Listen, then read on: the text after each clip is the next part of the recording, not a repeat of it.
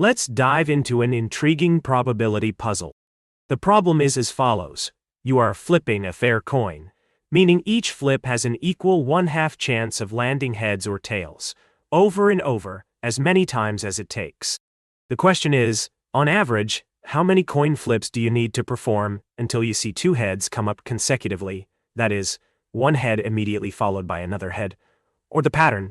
This is a classic example where we want to find the expected value, or long-run average, of a random variable. In this case, the random variable is the number of flips needed to get the pattern. For clarity, let's break down the scenario. We're using a fair coin. The chance of heads is 50%, and the chance of tails is also 50% for any single flip. We're going to continue flipping until the first time that 2 heads occur back-to-back in the sequence. For example, if you get the sequence TTH, you stop at the last flip, because HH appears at the end. In HHH, the pattern happens at flips 2 and 3. In THTH, you never see 2 heads in a row, so you just keep flipping. Our goal is to calculate the expected or average total number of flips before we see this double heads pattern. To solve this problem, we'll need 2 key mathematical ideas. First is expected value, which is just the average outcome we'd expect if we repeated this experiment over and over. Second is the concept of a Markov process. This just means the outcome depends only on the current situation, not on the full history. Because we're looking for patterns and sequences and the process remembers whether the previous flip was a head or not, we can model this with states. Each state represents where we are in terms of progress toward getting 2 heads in a row. We'll create a mathematical model using states. Let's call S0 the state when we haven't just flipped a head. Either we haven't started, or the last flip was a tail. S1 is the state when the most recent flip was a head, but we haven't yet seen 2 in a row. And finally, S2 is the final or absorbing state. This is when we've just flipped a head, and directly before that, the previous flip was also a head. Our process starts in S0 and moves through these states with each coin flip. Let's look at how we move between these states. Starting from S0, if you flip a head, you move to S1. If you flip a tail, you stay in S0. From S1, if you flip another head, you've achieved so you move to the final state S2 and you're done. If you flip a tail from S1, you go back to S0, since the streak was broken. This structure helps us set up equations to find the expected number of flips. Next, we'll assign variables to represent our expectations. Let E0 be the expected number of flips needed from S0, our starting state. E1 is the expected flips remaining from S1, meaning we've just seen a head.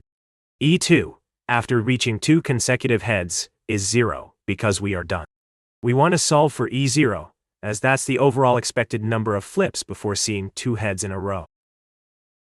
Now we write equations based on what can happen at each step. For E0, every flip adds 1 to our total.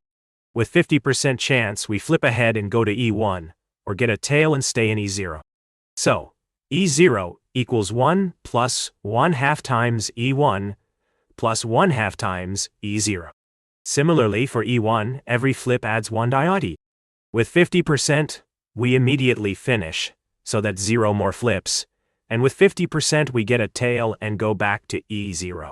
So, E1 equals 1 plus 1/2 times 0, plus 1/2 times E0. We'll now solve the equations step by step. First, solve for E1. E1 equals 1 plus 1/2 E0.at. Substitute this value into our expression for E0. That gives us E0 equals 1 plus 1/2 times E1 plus 1/2 E0. Rewriting E0 minus 1/2 E0 equals 1 plus 1/2 E1. That is, 1/2 E0 equals 1 plus 1/2 E1. Multiply both sides by 2. E0 equals 2 plus E1. Now, substitution. Since E1 equals 1 plus 1/2 E0, plug this in, and we have E0 equals 2 plus 1 plus 1/2 E0, which is 3 plus 1/2 E0. Rearranging, E0 minus half E0 equals 3. So, half E0 equals 3, and E0 equals 6. The final answer is that the expected number of flips before seeing 2 consecutive heads is 6. That is, if you repeat this experiment many times, most sequences will take about 6 flips on average to get the pattern HH. This solution uses probability theory and expected value concepts, showing how Markov chains and states can model simple games of chance. It's a great example of how complex behavior can emerge from simple rules. So why does it take, on average, 6 flips to get 2 heads in a row? Imagine, sometimes we flip several tails, or we see a head followed by a tail, which means we have to start over in our search for the Markov states, and state transitions show that this process often resets, slowing our progress. Notice that getting a single head only takes 2 flips, on average.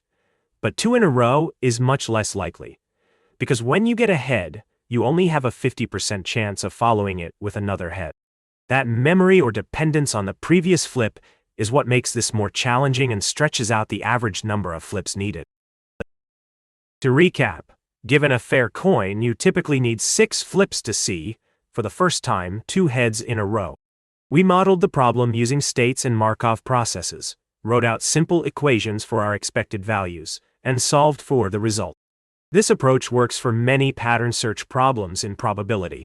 Understanding how to break problems down into states and transitions, and then using expected value equations, is a powerful tool in mathematical reasoning. Thank you for joining me in this probability puzzle. If you learned something interesting today, please hit subscribe for more clear and visual math explanations. And if you're curious for more, check out dataloopy.com, where you'll find a wide range of educational content, resources, and problem explanations just like this one. See you in the next lesson.